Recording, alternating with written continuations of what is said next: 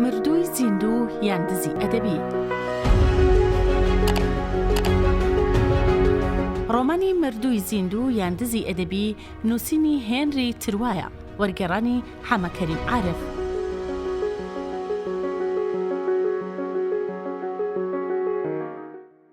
هێی سوور بیەی داماو، بزانە چۆن خۆش دەشارێتەوە. هەندێک جار وا بێنا دەکەم کوڕێکی گەورە و عاقڵ لە بەردەمدا وەستاوە کە خۆشی نازانێت چوو نووسیوە. بێگومان نازانێت چیت نووسیوە.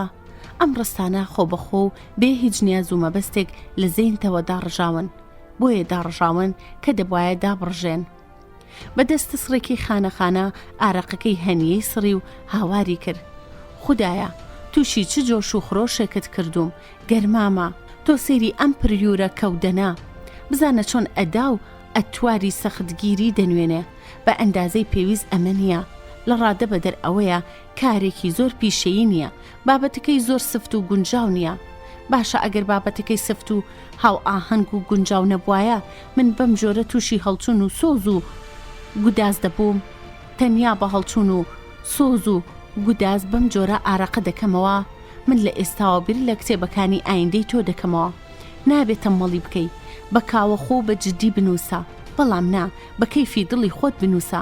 تۆ لە ئاستێکای پێویستت بە ئامۆژگاری من نییە. عەجەب پیاوێکی تحفەیەکی لەو گۆڕەی. دڵم بە جۆرێ لێ دەدا لە زگ بوو لە سینگمەوە بێتە دەرێ. قەدرزانی ئەم پیرەمێردە سادە و ئاڕوودمەندە ئازاری دەدام و لە هەمان کاتدا جۆش و خۆشی پێدەبخشیم. بەداخەوم کە غەزەب بەرهەمی من نییە و ئەم خۆشەویستیە گەرم و گوڕا بە ناوی منەوە پێشکەش بە گالار دەکرێت و من لەو بەختەوەریەوە یەجگار دوورم. هەست بە شەرمەزاری دەکەم، ئازار دەچێشم، ئارەزوو دەکەم کە بواسیر بێدەنگ بێت و لە هەمان کاتدا دەترسم کە چیتر دەنگی نەژنەوم. بەسە هەست و سۆز و ستایش بەسە، دەناتیا دەچم. نەفرەت لە شەیتان. دەبێت کەسێکی واقعبین بم. پریور کتێبەکەم چاپ دەکات، زوو بە زوو پارەدار و دەوڵەمەند دەبم، شۆرەت و ناوبانگ پەیدا دەکەم. گرنگ ئەمەیە ئەو سائیدی دەتوانم شایستەی ئەم ستایشانە بم کە ئەمڕۆ بەناحەق پێمان هەڵدەگوترێ. هەنگێ ستایشی مەدحی ئەو کەسانە دەبم کە ستایشم دەکەن. نیگام لە چاوەگەش و گزەکانی بواسیردا گوم دەبێ. دەڵێم سوێن دەخۆم هەموو توانایەکی خۆم بخەمەکار تا هەرگیز لە من ناومێد نەبێت. ئایا من ئەم ڕستەیەم بەکارهێنا؟ ئایا ئەم هەڵچوون و سۆز و گودازە منی هەژاند و تا سەرمۆخ سووتاندمی؟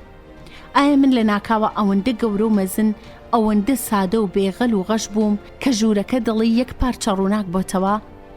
بە ئەمراتم ئەوەندە هەستم بە شادی نەکردبوو. حەز دەکەم لە خۆشی ئەم سەرکەوتنە پڕ بەزار هاوار بکەم. ڕوندک چاوانم دەکزێنێتەوە بە دەمەڵاڵێکی و لە بن لێوانەوە دەڵێم بمبورە، خۆشحاڵی پیاوگەش دەکات. بواسیر چقەنەیەک لێ دەدا. گیانی من ئەمە نیشانەیەکی باشە. ئێستا پریور بە کاغەزەکانەوە دەگەڕێتەوە. جەنابی پریور سەبارەت بە چاپکردنی کتێبەکەی تۆ هەر ئەوەندەی من دەسەڵاتی هەیە کە من هیچ دەسەڵاتێکم نییە. ئەو لە ڕاستیدا پیاوێکی خۆشمەشرەب و کۆمەڵایەتی و بابایەکی بازرگانە.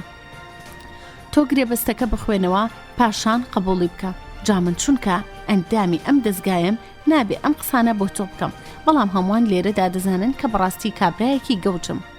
لە ناکاوا سەری بەگێژەوە دەچێ و سەری بەڕاست و چەپدا بادەدات، وەک بڵێ چاوەڕوانی ڕەزامەندی کۆمەڵێکی نەدیار بکات.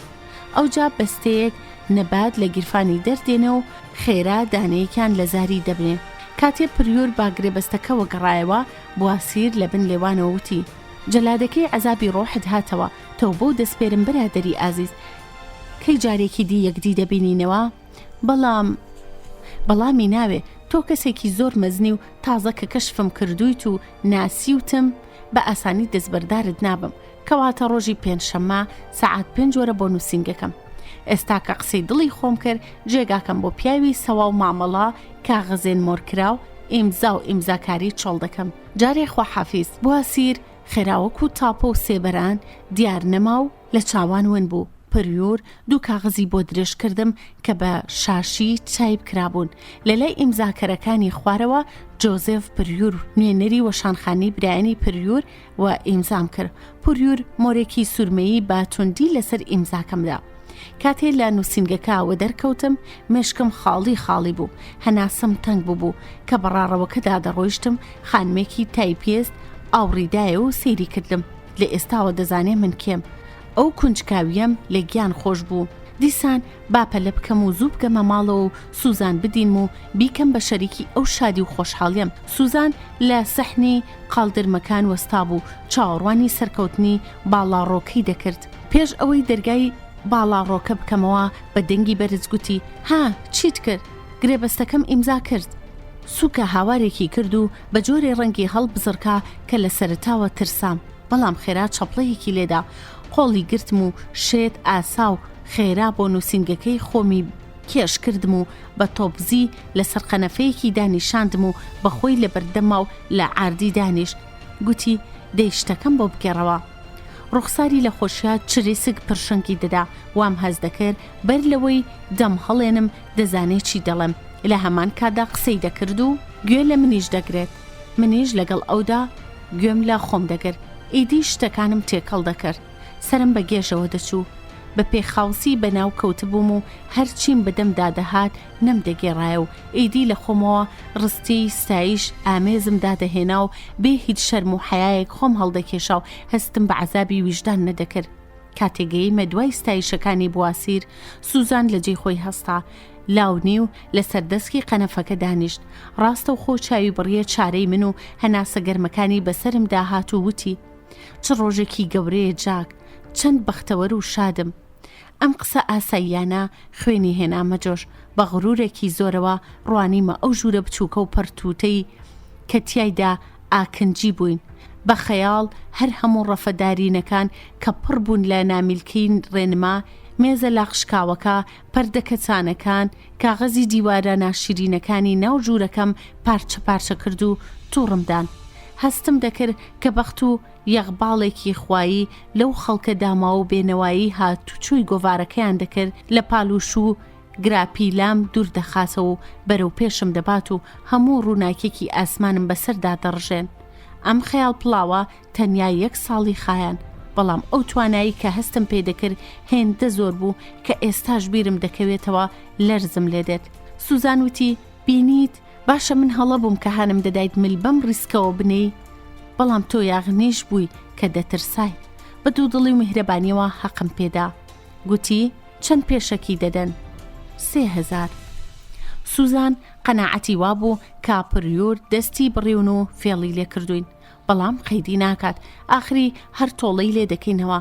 کاتێ دەرگاوانەکە پۆستەکەی هێنا، سوزان لە بری ئەو زەحمەتەی کە کێشابووی نیو پەرداخ شەرابی نایابی مالاگای دایە.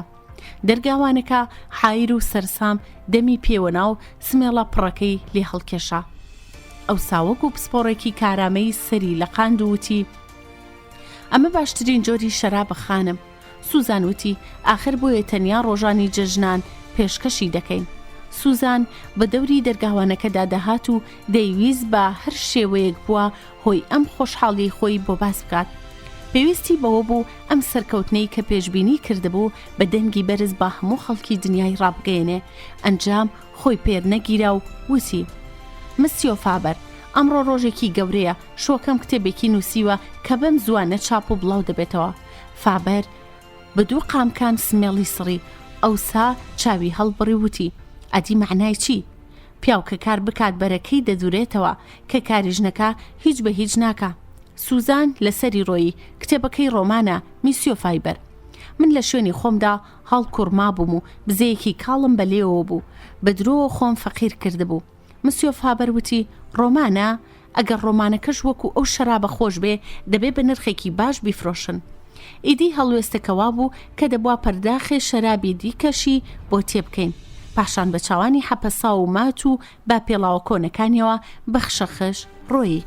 ئیدی نۆرەی ئێمە بوو کا بە بۆنەی ئەم سەرکەوتنا بخۆینەوە بێ هیچ قسە و ئاخاوتنێک، ئاشقانە و سەرڕێژ لە سۆز و گوداس پەرداخەکانمان لە یەکدا و ئەو شەرابە خۆشەمان خواردەوە. بەڵام سوزان لە خۆشیە ئارام و ئۆقرەی نەبوو.